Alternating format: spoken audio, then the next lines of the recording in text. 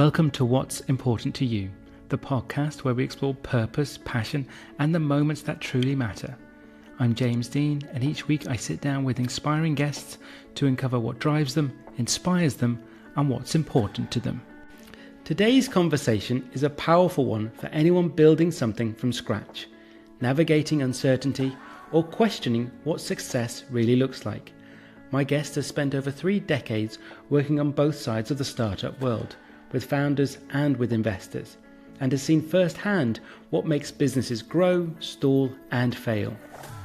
We talk about the real grind of entrepreneurship, why sales and relationships still matter in a tech-driven world, how AI is changing the landscape, and why legacy really means beyond exits and valuations. Today, we find out what's important to Scott Kelly.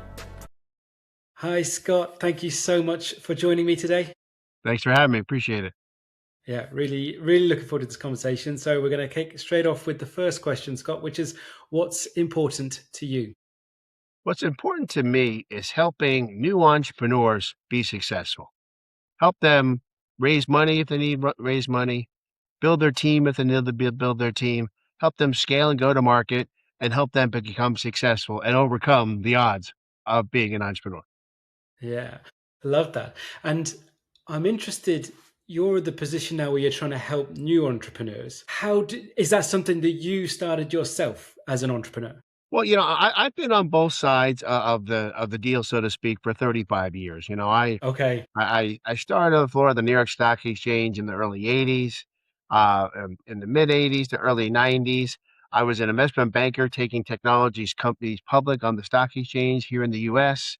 And then I became an entrepreneur for the first time in 1993 uh, during the dot-com boom here in the States. And I was fortunate to have that and 2 other companies grow and exit between 93 and 2000. So in 2000, I kind of flipped the switch and I went from being an entrepreneur to investing in and helping entrepreneurs grow their business. So, we started Black Dog Venture Partners in the mid to early 2000s, roughly 2002. And basically, our goal is to help companies fund, scale, and eventually exit their business. And, we've worked with thousands of entrepreneurs. We've raised $5 billion for them and helped, over 30 companies exit during that time. So, we were definitely been on both sides. But now I'm on the side where we help accelerate and grow these companies. Okay. And what I'm interested in the sense of, because if you're doing it for so long, as you say, in both sides of the fence, as you put it, was there a reason you decided to go from building it yourself to helping other people? Well, because I knew the struggle. Yeah. The reality is, 90% of startups fail in the first 2 years.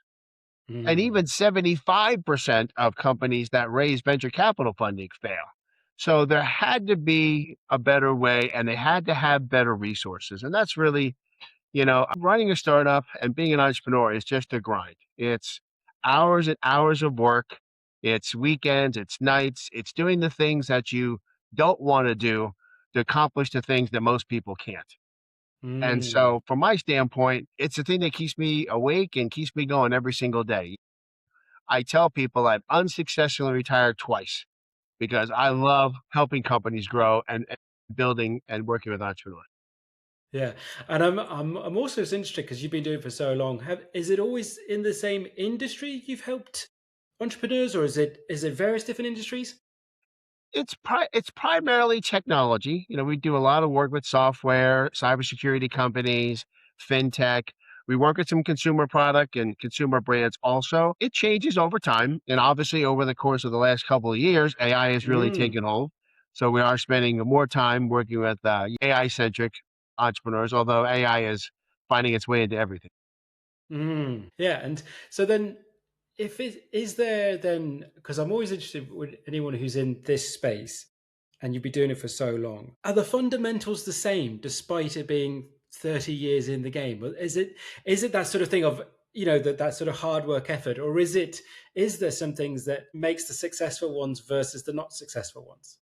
You know, I I think there are some things that are always constant. Yeah. Ironically, I did an interview on my podcast with a venture capital firm just this week, and they invest in founders that are bulldogs and grind, and Yeah. with those things are always going to be the case.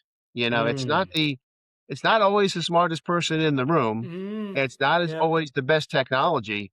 In more cases than not, it's the people that are willing to execute and have the ability to execute that succeed. And so I think those things are always going to be the case. And honestly, I think sales is a lost art. I think in this Mm. world of pay per clicks and internet advertising, picking up the phone or meeting someone personally and getting them to do something is still a skill that's as important today as it was before the internet and before cell phones. That is one that I absolutely agree with you. I think it's because you mentioned it there a moment ago about AI, and he's saying it is everywhere. Even if you don't know it, you don't think it. You're experiencing even if without your knowledge as such. And anything we're touching, or you're using it. A lot. If you any sort of business, you could be using it. But there's an element I think, from my own perspective, is because the it is so accessible now in so many different ways. If everyone is able to use it in a certain way for, as you say, advertisement or for copy or what have you, you're going to end up a lot of the times. I mean, you could say you could click it, and if it's a product to buy, but at some point you're going to have to talk to another human. I'm convinced of that.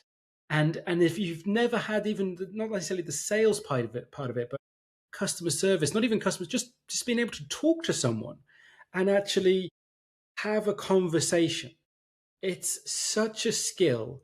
And I think more so the point you said about sales and skill, I'm going to ask you to go in that more so now in a moment. But I think you're missing out on a lot without having that human connection. I Do agree. I you know what I mean, mean? for me, relationships are everything. You Yeah. know, um, I mean, I have, 40,000 people to get my newsletter. I have probably 100,000 total social media followers. But at the end of the day, it's not about contacts, it's about relationships. Yes. And I think relationships lead to sales and lead to transactions and lead to Yeah. And when you talk about the sales piece being in, say, a lost start, did you what is it that you think that makes a good salesperson then? well, I think a good salesperson does a couple of things. One, they problem solve. Mm. And in order to problem solve, you have to identify a problem for your customer. And even when I have entrepreneurs that are pitching to investors, that's the very first thing I ask them to tell the investors what the problem they're trying to solve and what their solution is to that problem. And I think that's core. But then the reality is, sales is a numbers game. So you have to constantly build your network, constantly build your funnel, constantly build your relationship. So if I were to say two things, make sure you have enough people to talk to, and then make sure you have something worth them listening to when you do talk to them. Yeah, yeah, it is. It is an interesting one actually because it is that, and I've obviously read quite a bit of myself and listened to other people, and again, it comes back to those fundamentals of you could have the best idea, and it could solve the problem that that person's looking for, but if they don't understand it, but it doesn't matter. If you have to be able to, one, as you say, have enough people to be able to share that information or whatever it is with, but you have to be able to get it across in a way. And I think this is where the biggest thing I learned, throughout this and through the podcast and myself as a coach and things like that is it's not about you, it's about the person you're trying to help. And I think I don't know if you've come across that when the person you're in front of where you're trying to help them grow their business is they make it all about themselves. It doesn't matter how good the idea is. If it doesn't solve the problem that they're trying to sell it to, then it's not going to get off the ground, is it? 100%. I know events and speak at events around the country, around the world, and I'm shaking hands to literally thousands, if not tens of thousands of people every year. And it really, in the first 30 seconds if it's about them or it's about you. And people love to talk about themselves. So when you're in this situation, give them an opportunity to talk Yes. about themselves. That gives you an opportunity to find out how you can help them, find out what the synergies are, find out what the relationship can be. Yeah, a lot of people love to hear the sound of their own voice, but if you want to be successful, listen to the sound of someone else's voice. Yeah, absolutely. And so when you bring it back to what you do right now for these companies. What Because I'm interested because it's not something I'm in at all. I have no sort of even when I was like reading your with the stuff you sent on to me and the whole thing of venture capital, it's like to me it's just like no, it's just so beyond and out there. So I'd love you to take me, like me being the sort of the idiot in the room, take me through the process of what that means when you're Sure. working with a client. Well, obviously, when you have a business, in some cases, you may need to finance that business. And in some cases, you may finance it yourself. You may take out a loan from the bank or some other source. But for some entrepreneurs, they want to go find equity partners or someone to invest in their company. And there's a number of ways to do that. Obviously, you can bring in friends and family, and there's a lot of cautionary tales about that. You can bring in what are called angel investors, which are maybe retired executives or someone who's successful in their own right to invest in your company. And then you have venture capitalists, which are really professional investors investing other people's money into private companies. And we deal in the second two categories of that. And the reality is that the entrepreneurs have to ask themselves the question first. Do they want to have an investor? Because the reality is, if you have an investor, then you get another opinion, and you may not like their opinion, but you're going to have to listen to it. So you have to ask yourself that hard question first, and then once you get to that, then it's really just about building the relationships with potential investors over time. You need to have a large funnel and a large network of investors to talk to because you'll get a lot of no's, like any sales Mm, process.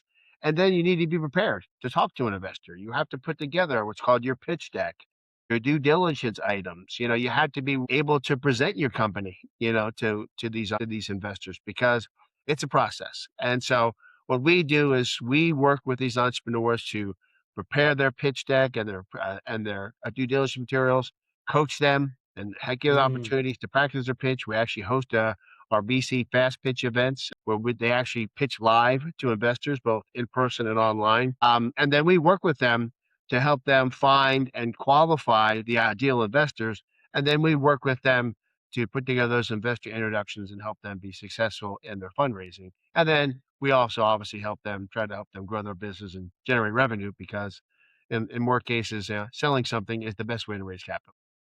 yeah, for sure. Because when you're saying it there, it's interesting because it's probably it's obviously a huge thing for an entrepreneur because, as you say, they have this idea that they want to take to the market and probably at scale. You know what I mean? Mm. I'm assuming you're dealing with one companies that are going to go, they're going for big Exactly. numbers of clients, exactly. So they need large investments. So there's this probably the dichotomy that they've got this idea, they may have got it so far, now they want to go big, as you say. So they need or they want the money to grow, but as you say, that the fact that they're going to get some money in from this investor and that then brings with it the opinions and the perspectives of other people, is that a challenge for those entrepreneurs sometimes? Well, it is, and part of the idea behind bringing in a partner is the investor is going to go due diligence on you, but you should do Yes. due diligence on them. You need to make sure they're a good fit because, Yeah. unfortunately, a bad investor is worse than not having an investor. And Yes. so you really have to understand a couple of things. One, I tell entrepreneurs they should really seek investors that are obviously have experience in their industry, understand the risk of early stage investing. They typically have to be what's called an accredited investor, but then also make sure your personalities align. I Mm, think it's really important because the reality is after you make this investment from these investors, you're going to have to be accountable to them. You're going to have to report to them. yes. You're going to have to communicate with them. And so it's always good to have the money, but you also want to have a strategic fit and a personality fit. I think that's Yeah. ultimately the Yeah. best way to go. Yeah, because then the other side, of course, from the investor perspective as well, they want the return on their money as well. So it's like, Absolutely. so do you know what I mean? As you say, because they're professional investors and they're investing on behalf of their clients as well. If they've got a fund or something, so there's a trickling of money coming in and out from all these various different parts. So there's also that, as you say, wanting to make the relationship work as key, but there's also the pressure of going to market and actually, as you say, making then the sales. Because and it comes back full circle to the point that you just said about the when it goes to market, or if it's already in market or whatever, and they're trying to push it to scale, is if they haven't if an entrepreneur hasn't got the target client as such in mind and the problem they solve, then it doesn't matter. It's again, it's that linear, that circular thing. It's like it has to all work because there's a pressure on to return. With that whole return on investment, this is the question I'd love to ask, because again, I rarely get this opportunity to someone like yourself. Is that an agreement in a sense of how long the time frame is from the return on the investment? There's not a specific agreement, but there is an implied agreement. The reality Okay. is, when you're investing in private companies and you're in the venture capital business, entrepreneurs have to understand the venture capital math. So Yes. most venture capital firms will make, let's say they make 10 investments of $1 million apiece. Nine of those investments will may go to complete zero. And they may have to count on one company bringing back all the investment and a return on that investment. So there's a pretty high bar what success has to be when you have Okay. venture capital money. So the reality is a lot of entrepreneurs have to understand that this is the environment that venture capital and venture capital funds deal in, is that they have LPs, their limited partners that invest in their funds, or if they're an angel, they're investing their own money, but they understand this is the probably the highest, if not the highest risk investment that's out there. It's not the Mm. stock market. It's not investing in the bank. It's not investing in real estate. It's investing in a brand new company and a brand new concept with founders. Yeah. And I think that's the real key. The reality is that they investors in these companies aren't interested in a legacy business where they're just going to keep the business forever. Typically Yes. they want to be out of these investments with a good return in 5, 7, 10 years. So they're going to Yes. hold on to this money for a while, but they want to get a return to justify, the risk and the time. That's yeah. No, I get it now, and I wasn't thinking then, obviously, because there's always the risk in sense of the entrepreneur, in a sense of them, whatever they may have done at that time, and taking the investment. But I hadn't, because I suppose this is taking from the um, arguably the sort of perception of venture capital in a sense of the image that we may conjure up ourselves Hmm. and what that presents in sense of the money. Hi, James here. If you've been watching and thinking, I would like to make a change but not sure where to start, that's where I can help.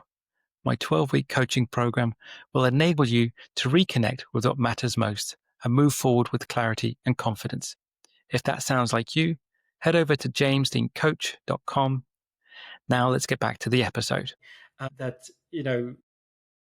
potentially more negative perspective, shall I put it that way, is it of the way this world is presented, maybe, or arguably perceived. But I never realized how low the percentage of success for the venture capitalists would be. That's a, you know what I mean, 1 in 10 of a potential success rate, and that could be even smaller than that. Again, you realize how much risk is involved for, because again, the filter effect of all the people that have invested in that 10 million, that example you gave, that potentially 9 could be gone and they're relying on one. It just shows, because it's also, there's an element of, in the tech world of, especially we talked about it before, like with AI, there's not going to be every AI company left in 5 years' time. There's only going to be, so it's a little bit of a, even with all the due diligence, is a little bit of which one's going to come out, really, isn't it? Sure. Every new Yeah. industry and new iteration of technology has a growth phase and a bubble phase. Yeah. Yes. In the internet, it was 1999, and some people think this year could be the year of the bubble in AI. Yeah. Yeah. It all comes down to some of those core principles. Just putting AI at the end of your domain name doesn't make you a successful AI company. You have to have a real business solving real problems and selling a real product. Yeah. Yeah. No, absolutely. And it's, I think that's a really, because I've listened to a lot and read a lot about, and the whole thing of AI, and from, again, the one article or one thing will say that literally we're basically almost in the land of Terminator, and that's it, and and then the next one is like, as you say, the bubble's going to burst entirely. Like it's you can get dragged both sides of that sort of perspective. But again, for someone who's been doing or working within that sort of tech space as long as you have, what do you see? How do you sort of see? Now we mentioned again. How do you see AI sort of unfolding as What such? what I think it's an amazing tool. Yeah, It's obviously the internet and smartphones revolutionized how businesses and people operate, and sure. AI is much the same way. Yes, It's a tool that's going to make things more efficient, create more opportunities. Honestly, how startups are built is already mm, changed. yeah, You don't need dozens of developers. You need someone managing a team of AI agents and developers. So it becomes, far more cash efficient from that mm, standpoint. But at the same time, I tell everybody, a hammer's a good tool until it hits your thumb. So you have to be cognizant of making sure you use AI effectively. And when you're investing or building an AI company, you have to solve a real problem. And there's a lot of yes, industries where AI is going to have significant impact.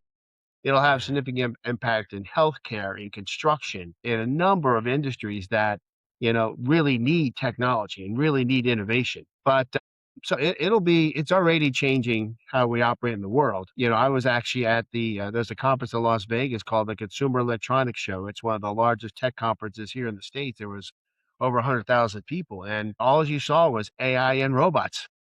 And yeah, they yeah, are revolutionizing how people work and live. So yeah. that's not gonna change. So, and I think like every technology, everyone's got to at least have a working knowledge of, you know? Yes, You know, everyone, right now everyone's using Chat GPT.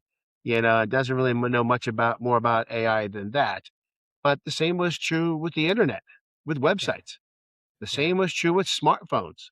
Now yeah, everybody has a website and everyone, is building an app.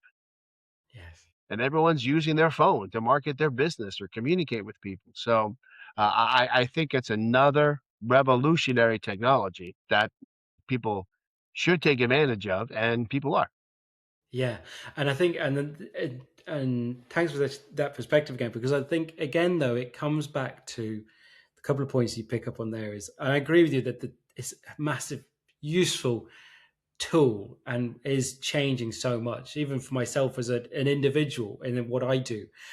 But I think again, it it's the if you want to use it in a business perspective or to drive your business or whatever it is, it's like again it comes back to the fundamental of who are you trying to serve and how are you trying to serve them? How are you trying to improve their life, solve the problem they're experiencing? So like I'll give you the example in the sense of like how it's using now with the podcast. So when I started this a couple of years ago, when I had just had the laptop and it was out of the COVID. I had my Zoom account, for example. I was like, so I was coming in real low bar. I had the free whatever distribution site, so I could just do it on Zoom, and then I was using like iTunes or whatever free software to do clips and stuff like this, and time consuming. Whereas now on this platform, we finish the recording and it'll give me 10 clips. It'll give me show notes from after listening to the conversation. So, and that's only in what, 18 months, 2 years? Do you know what I mean? So it's like, so it's something that seems so simple, but for me, it's literally not even, not half, it's more than 10 to the power in the sense of time saving. Like it's just incredible. And that's just, so I think it's just, as long as you say, there's a focus on it solving a problem, then it will be useful. The last thing on the sense of AI, there, do you get? Is there almost like a from the investor side of it? Do you ever get that sort of people that are desperate to invest in sort of AI or the latest company? Is Well, there? Are you kind of going, well, actually, let's find you the right one versus just throwing your money at something? well, yeah, there's definitely some FOMO out there Yeah, in the marketplace. And the reality is, I think we've had a lot of that with some of the major players in AI. yeah, I think it's really coming down to the applications of AI and companies yeah. that are solving a problem for a particular industry or a very large group of people where the money is going now. But no, obviously, this year and last year, AI has taken up the vast majority of angel and venture capital money because there's that FOMO. It's the And thing. I think, Yeah, yeah. and yeah, again, we'll have a lot of fantastic companies that will be the next Amazon or the next Google, and we'll have some that are fantastic failures. And Yes. and I think the reality is that those are already starting to sort themselves out now. Yeah, absolutely. One of the things then you said of what you do as well, one is about getting that capital in, but then you said it's about helping that company then grow and sort of at scale. So tell me that, but what's that process like? How do you do that with a company? Honestly, I find that, we have a very simple philosophy at our firm. It's to solve problems and create opportunities. And sometimes those solutions are a capital problem, and sometimes those solutions are a people problem. They Mm, may not have the right people on the team to help them execute. We have a lot of technical founders that are good at developing and have good engineering degrees, but they don't know anything about sales, marketing, yeah. accounting, legal, organization. So we help them fill their team, so to speak, with those kind of folks. And then we work with them in their go to market. We help them get in front of potential customers, get in front of potential distribution partners, help them build the business. Mm, Because again, it really comes down to execution. And mm, you need to have a valid team and a group of people around you to help you execute. Being a solopreneur, can you be successful? Yes, but you can be far more successful, far easier with a team behind you. So we act as their advisor, and on marketing consulting, we'll help them bring other experts into the fold of the business. We'll help create partnership opportunities with them, and then eventually we help them find a way to exit the company. And so we really see it as a 360 method to work with these entrepreneurs. yeah. And that's the interesting thing that I suppose I struggle to get my head around when someone is the term, as we say with entrepreneur, is the perspective of the person that's setting up a startup with the potential vision that they'll leave it entirely to start something else again. I say to me that's a very unique way of thinking. Do you know what I mean? And I'm interested because I haven't obviously. If you spend a lot more time with those people than obviously that I would have had, those individual sets those. I'm interested to see the entrepreneur, would they, even though they could come up with the change to a market type product, but they decide they want to walk away because they want to do something new. What do you find those people are like to work with? Because it's a very different type of person to me. Yeah, obviously, when you're doing this, and especially if you're bringing in outside capital, you start with the exit in mind, you know, Right. and work backwards. But the reality is, these entrepreneurs, they have to have tenacity. Yeah. They have to live on a ramen budget, because they have to realize they're gonna be the ones that get paid last. Yes. And they're the ones that are gonna have to spend the most amount of hours. So you have to have a certain type of personality. You have to be willing to grind and work hard. You have to be really good at taking advice, the good advice, Mm, and handling failure and handling rejection, because you'll get a lot of that. Uh, and so it does take a certain type of individual. The reality is having a job is a very secure way to build a life, but entrepreneurs want to build more. They want to change the world or change the situation for a large group of people. They're passionate about it. yeah. A lot of entrepreneurs start the business based on something that happened to them or someone Yes. in their life. We find Yes. entrepreneurs all the time, especially like in healthcare. We work with entrepreneurs that are working on cures for diseases because family members died of those diseases. Yeah. We have another company that we work with that provided, security cameras for the riders of Ubers because they got accosted in an Uber. So there's all kinds of, Mm. vision and incentives and motivation that, drive an entrepreneur. Yeah, that's actually again you sometimes you you don't from the outside looking in at a company, you don't necessarily think of the origin story, so to speak, of why they came up with the idea. I think I seen it was the on a video or something online, the guy who came up with the Ring camera. Hmm. And it was the whole thing of like that his wife felt more secure and he literally just tinkered around in his garage or his shed or whatever and pitched it. And now you think about it, like I literally have one on my house here in Mullingar, and this is some gentleman in the state somewhere over there, and just had the idea and how it grows. It is an interesting perspective of, and then goes back to what you said earlier about the changes in technology that someone can come up with this what seems a simple idea, and there's the potential for it to grow very quickly. But as you say, it comes back to that point of the individual that if they're not going to put in all that work and effort, then it's not going to get off the ground. But it's interesting to go back to the point that you say when you start working with them, you're already planning the exit of the business as such. Yep. And is that a sort of like for the founder or the person you're working with, is that a sort of easy conversation when they're having that, where they're thinking they might leave, or is this kind of, I'm It interested. depends. Honestly, the reality is, the vast majority of folks that are tech founders or entrepreneurs, they're building because they like to build. Yeah, yeah, We work with a lot of serial entrepreneurs that start, yes, grow, exit, and start again. start I've again, I've done yeah, that a dozen times in my career. It's just it's the building of it.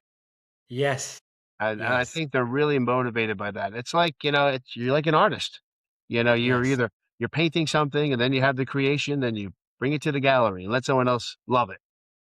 If yes, you're building houses, you build a house that someone else is going to buy and love. yes, And building a business, for that same purpose has the same motivation. yeah. And say that for yourself though, because we've talked about obviously what you do now. Was there, for stuff that you did and the businesses you built over the years, is there one sort of particular standout for you of the ones that you created yourself? There was some that really interesting during the 90s. We launched the first online mortgage company, which now is everywhere, Wow. which was really fascinating. We were involved in the music streaming business very early, which we were very excited about. And there's been others that we've had either large stakes in or smaller stakes in, but Yeah. it's we were fortunate to be in the beginning, of the tech boom in the 90s, Yeah. and I'm still hanging around for the tech boom of the 2020s. So Absolutely. But as you say, it's the, when you think about it, it's the suppose the, I don't know if say if drug or addiction or the dopamine, I don't know, whatever the word is for the founder or the entrepreneur, as you say, is it the fact that you're starting from nothing? Is it the blank canvas and that building process? it is the dopamine. It is the thrill of the hunt. Yes. Is to find something that has to be solved and solve it and Yeah. be successful as a business doing it. That Yeah. Yeah. that drives me all the time. We talk to, Yeah. we have dozens of companies that we have stakes in, and we're driven by their drive, Yeah. and that's really what keeps me going Yeah. every day. Is there any ones that you can obviously tell me about that you're working with at the moment that are really exciting you? Any companies at the moment? And there's a couple. We are, but like I said, AI is really changing a couple industries significantly, like construction and healthcare. We have working with a company now that provides construction takeoff estimations. Doing estimates in the construction business is a long, tedious job. And we have a company now that, a construction founder who basically got tired of the long, tedious process of doing estimates to give to potential clients. And now he's building an AI tool to do that instead of days, and it does it in minutes and hours. And so I think that's a real great opportunity. Yeah. We have another company that's in healthcare that is helping physicians using AI be more efficient about their billing and how they manage their practices. So I think I'm really intrigued by that. AI is really playing into cybersecurity. So Mm. we have a couple of cybersecurity companies that are using AI to prevent the tools that AI is creating. Yeah.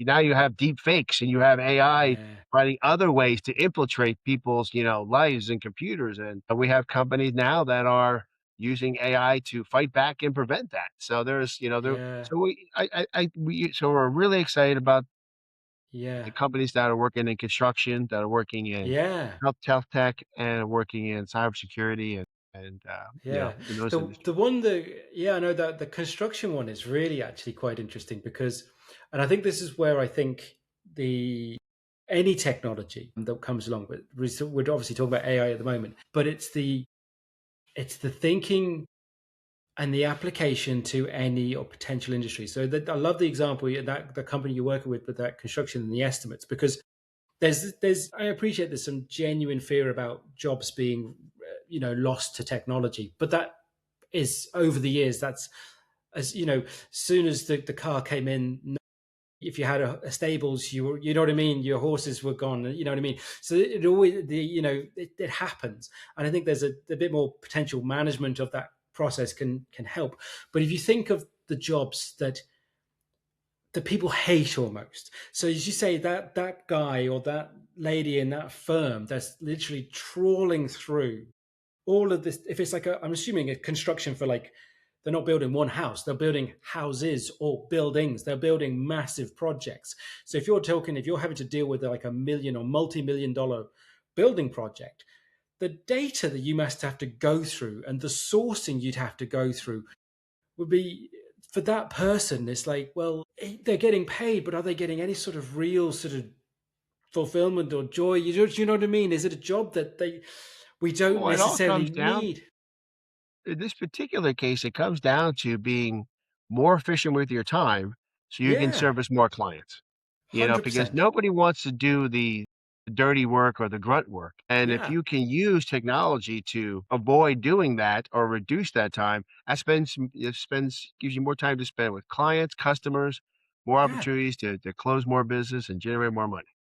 yeah, absolutely. And I think the other side of when we mentioned this earlier with the tech side of stuff, and I always think that there's the opposite side of the more analog roles are still going to come more and more important. So if you think of like the industries that those sorts of roles that be taken over, like if you think now of where, I don't know, I'm sure it is in the States, but in here in Ireland is like efficients, plasterers, brickies, all those sorts of bus drivers, lorry drivers. There's still those more roles. They're not being taken over just yet. You know what I mean? And there's still, so there's much as for every surge there is in other jobs that are going to be. I think there's an element of trying is presenting these jobs in an equal way, in a sense of like that. If you, yes, you can go into tech, but doesn't mean these other ones are lower or lesser. Well, I could tell you, I mean, the reality is, people in the trades are going to be the next millionaires. 100%. People that are in HVAC or in other skills, welders are very Yeah. here in the States and probably around the world. And there is a big shortage of welders, so those people don't have to go to Harvard or Stanford to be very successful. Yes. So absolutely. And I think, yeah, it's interesting. I was reading something online. It was a really interesting quote. It was an artist. And basically the quote was, I don't want AI and robotics to create my art for me. I want AI and robotics to do my laundry and my housework so I can create more art. And I thought that Yeah. was a really great quote. And I think the Yes. reality is, technology is going to provide us to do the things that we're best at and things we enjoy most, and provide, and technology can support them with the things that we're not good at and things we don't want to. Absolutely.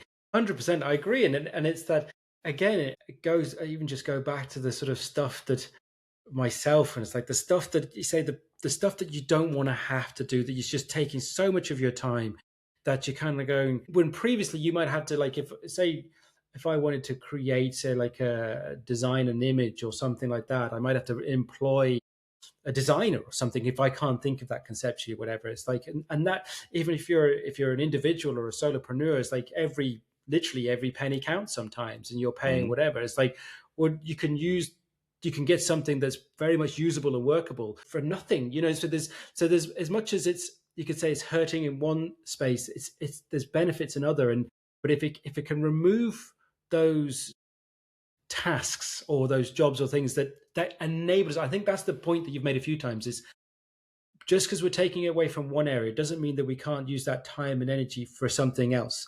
And it's using people to use that additional time, energy, or money for something that's beneficial. Well, it's interesting you use that example. This morning, I talked to ChatGPT, told them the image I wanted to create, and in 30 seconds, I had the image. And then I was on to the next most more important. more effective, more revenue generating task. So Yeah. absolutely, Yeah. that's a definite example right there. Yeah, exactly. And it's because it's that instant, because of we've the tech has got to a point that the instantaneousness of tech now, and people can, we can bemoan it or whatever in one way, but it's also, but if it's the reality, it's the reality. I think sometimes it's like, I think we can sometimes, the whole thing of, was it say, nostalgia is what the opium of the old. You know what I mean? It's this thing of like, we can keep harking back through rose tinted glasses, so we can go, but what can we do now? And I think it's the element of, we won't obviously go into how the last week or so the negative uses of technology, and then we know what's going on in that, but we can still individually try and use it for the best of what we can do. And I think that's as much as we can do as individuals, is use it for the best way we can. I'm interested then, if we've talked about sort of the how you set up the work with the company, the scale, and you talked about it, the beginning of the conversation is maybe the exit of that person from the company. What's that final, if that's the final piece of that puzzle of working with that, what's that actual exit piece like? Well, the reality is you have to start with the exit in mind in the beginning. And a lot of Sure. very successful entrepreneurs know who's going to acquire them or have a good idea of their potential acquirers, even at the start. In Interesting. many cases, some of the customers of the company eventually become the acquirers of the company. So reality is about building that strategy and building those relationships where, you know, we've had companies that have had major Fortune 500 companies as customers. They were customers for years and years and years. And then eventually the company came to them, look, you're going at this point where we just want your product and we want your company. And so again, it's really about building towards that end. And again, there's obviously a lot of ways to exit. You can go public on the stock exchange, or you can be acquired by another company, which is, we our preference item. But the reality is it's a process. You build towards that end and you begin the conversations even in the beginning with these potential Mm, people. Because again, you stay top of mind, you stay up to date, you engage with them, you work with them, you do business with them. And then eventually they'll see, look, we can try to build this technology ourselves, or we can buy the company that has it. And that happens, yes. you know, hundreds of times Yeah. every day. Yeah, for sure. And then, because it goes back to what we talked about earlier in the conversation about the entrepreneur, because it's that thing of, at that moment, if it is obviously a successful from investment to sale, and they have made more and return, and they essentially clear the debts and sense of paying their investors back, and they then, hopefully they come out with their sort of whatever bit of cash. It is, this is where you say that individual is very different, because in theory, you sort of, lottery winner thinks, well, I'll just go and lie on the beach or what have you, that sort of perception we have in mind of what a life could be like.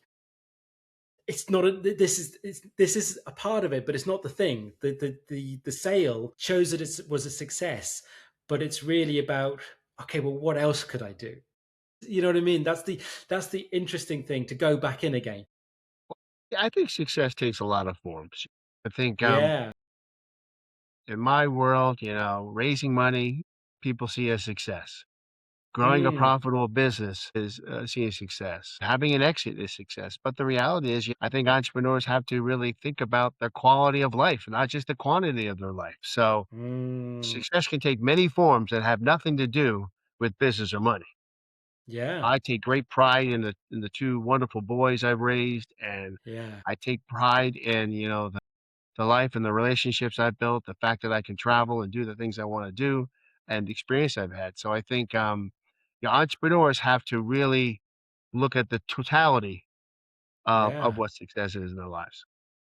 No, I love that you shared that, actually, because it's not something obviously we've spoken about so far in the conversation, but it's a really, really important one, because it kind of like drove me to want to do in the podcast and what I do as a coach, that whole idea of the success versus fulfillment, and the Mhm. fact of like getting everything from the external, but not meeting the internal, if you know what I mean, that sort of butting of heads, or it's not feeling quite right. And if it's purely external driven, then all you can do is get more and more and more. Versus, well, actually, if you can still be ambitious, but are you able to just go, yeah, I'm content still with who I am. And as you say, those other things in your life, is that something that you talk about with the people you work with or entrepreneurs, or is it purely about the business? No, we definitely have those conversations because the Yeah. reality is, being an entrepreneur is draining and you've got to find Yeah. ways to refill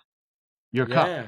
And I think it's important all the time to find, the other ways to, generate your enthusiasm, take some time away, Yes. it's interesting. My fiance bought this really cool headset that massages your eyes while it plays music. And now we start our morning with that headset on, and it's really just the phone's off, Yes. there's no TV, there's nothing distracting us, and it just allows us to focus, and, I'll walk or jog every morning, and it just clears my head, and quite frankly, I come up with amazing ideas when I'm not distracted, Yeah.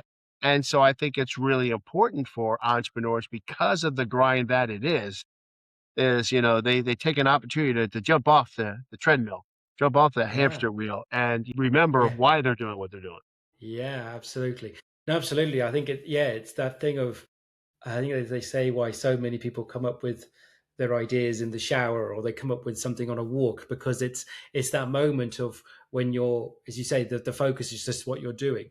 So it's like, I would say, when I have dogs, I have three Labradors, so I obviously walk them pretty much every day. Otherwise, you'll know about it if you don't walk three Labradors.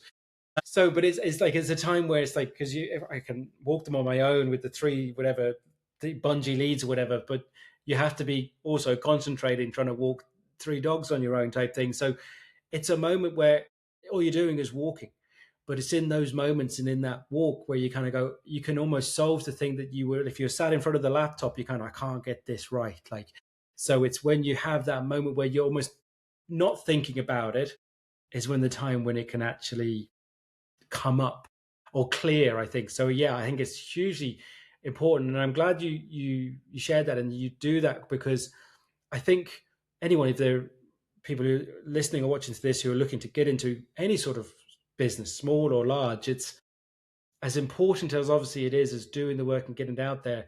If you lose yourself along the way, it's very hard to find yourself back again, I think.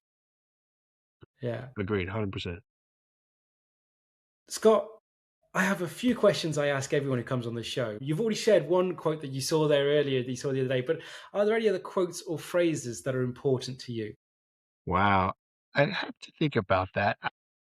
Some of the quotes that, I've and not necessarily a quote, but just, tips. I Yeah. think, the reality is, your network is your net worth. Yes. Yeah. I feel that's it's entirely very valuable.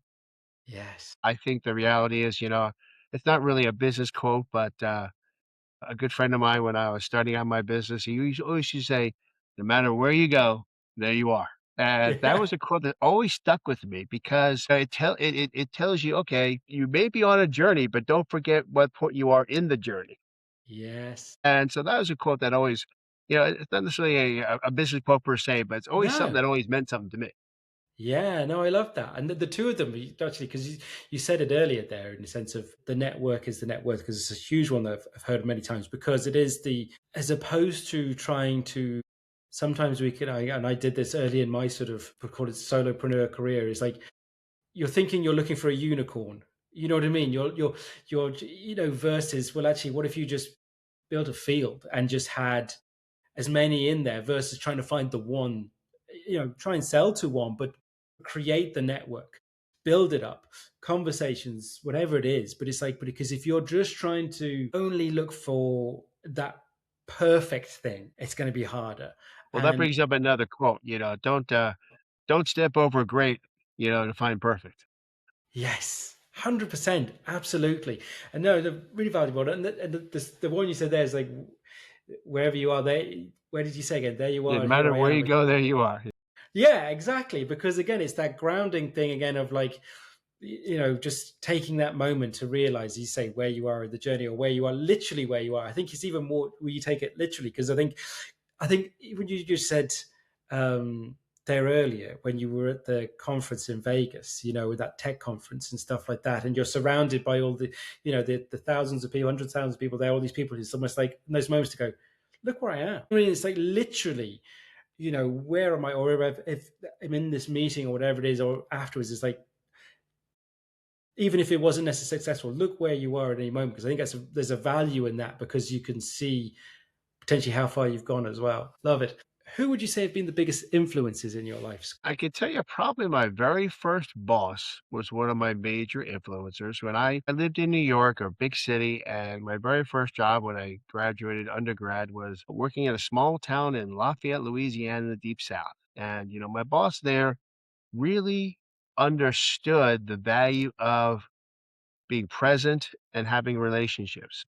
And another really big influence, and probably one of my favorite books as a young entrepreneur, was a gentleman named George Staley. He wrote the book The Millionaire Next Door. And it really applied in my early life, all about don't judge someone, don't judge that book by its cover. And, it happened in real life. My third day in the business, I had sold this gentleman $2 million of investment on my third day of the business. But when I went to pick up the check, he was sitting in a metal shack with a handful of teeth in his mouth, whittling wood. And I asked him, how did you don't look that rich. And he walked me around the side of his house, and what used to be rice fields was oil derricks as far as the eye could see. And he was generating millions of dollars a month in oil royalties. And so that really allowed me to understand that, you know, the CEO might not be the richest guy in the room. Yeah. And so those are the folks that inspired me. And then obviously I get inspired every day by the entrepreneurs I work with. Yeah. No, I mean, thanks for sharing that, because there's lovely examples and stories there um, isn't it about perception of people, and how we, as much as we try and avoid how we can go to judging in sense, even if it's not in a meaning in a negative way, it's just how we see people. Again, one of the things that I've loved about the conversation, though, Scott, as much as the sort of intricacies of business, and I'm sure there's much more complexity to these sort of meetings and these pitches and stuff than we had time to go through. But and all the tech that's involved. In the end, though, so much of it, what we talked about, and is exactly the example you just gave, which is about relationships. It's about how one is able to communicate with another person, and how you're able to get your idea across. As you say, this is the word that the sort of very much in the ether at the moment about, authenticity and being authentic. And the irony that the over engineering of authenticity is taking out authenticity in some ways. So it's an interesting one, in a sense of, like, when you're trying to, before I ask my last question, I'm going to go off on this tangent now. How do you help someone be authentic without them coming across that they're trying to be authentic? Right. Well, I think it comes down to you have to have a healthy balance of humility and confidence. Yes. Yeah. I think if you don't have humility, you're just cocky. Yes. And it's a combination of humility and confidence that leads you to grow and leads you to be successful.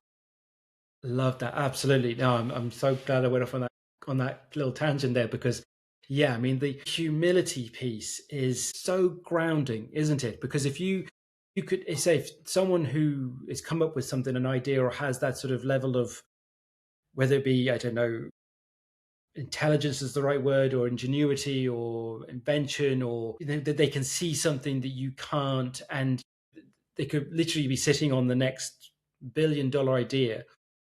But if they have that with humility, it's like, that's what will get people to invest, isn't it? It's that level Absolutely. of, Absolutely. it really is. And as you say, and it's one of those things, when I think of authenticity, I think it's a hard one to fake, as humility, because Agreed. it just comes across as insincerity, isn't it? So, so it's definitely one I would suggest to everyone, that I think we can always step into that, and it will always, I think, serve you. So thanks for sharing that one. Let's love that. But it's been an absolute joy to chat to you. I've learned a huge amount. It's been such interesting for me. It's such a world that I know little about. I do have one more question for you, though, which is, what's important for your future? What's important for my future is, I'm at this point of my life where it's about legacy, and it's about, paying it forward. For me, the important part of my future is, continue to, yeah, I love working. I don't see myself retiring anytime soon. I moved to Florida a few years ago, and I thought I was going to retire and didn't. So it's really about legacy. Um, you know, uh, Planting, my information, my perspective with these other entrepreneurs, doing it for the entrepreneurs and business I work with, do it for the people I'm engaged with, and obviously, the legacy of the two great boys that have become phenomenal men. So those are things that are important to me now. That. And yeah, and I think it's an interesting word that people have actually spoken to me before about, legacy, I think, and becoming more and more so, because I think for someone, even just the first time meeting you, for someone who's been in the industry that you've been in for over the 30 years that you've been doing, it would be, I'd say, probably a crying shame that all the experience and knowledge and skills that you've learned over the years isn't continued or shared or passed on in some ways. So I think that's the thing with what we have now with these conversations, or you mentioned earlier on your own podcast. It's like there's so much that can be shared, and I think whereas before maybe hoarding of information was a big thing, like, you know what I Mhm. mean, or keeping stuff behind. It's like because of the world we live in and the tech we have, I think it's like this giving it away or sharing it is such a powerful tool, along with all the other things you'll be doing with that. So I think, yeah, I'm so glad that that is your focus now, because I think that's a huge thing you can help and leave to people. As I say, it's been wonderful to chat to you, Scott. I really appreciate you coming on. I want to make sure that people continue to find you and follow you and support you. We'll make sure any links are in the notes, but if you want to give a shout out where people can follow Sure. and connect with you online. Yeah, you can reach me online at blackdogceo.com. If you want to learn about pitching to our network of investors, you can go to vcfastpitch.com. I am on all social media channels at Black Dog CEO. And then finally, if anybody wants to reach out to me, they can contact me at scott@blackdogvp.com. 100% lovely stuff. Thanks so much. We'll make sure all those links in the notes for everyone as well. Scott, once again, thank you so much for chatting to me today. My pleasure, James. Thanks for having me. Thanks for listening to What's Important to You. If you enjoyed this episode, follow or subscribe wherever you get your podcasts. And if it resonated, share it with someone who might need it too. I'd love to hear your thoughts. Leave a comment or ask a question, and let's keep the conversation going. I'm James Dean, and I'll be back soon with another real conversation to help you reconnect with what truly matters. Until then, take care and stay curious.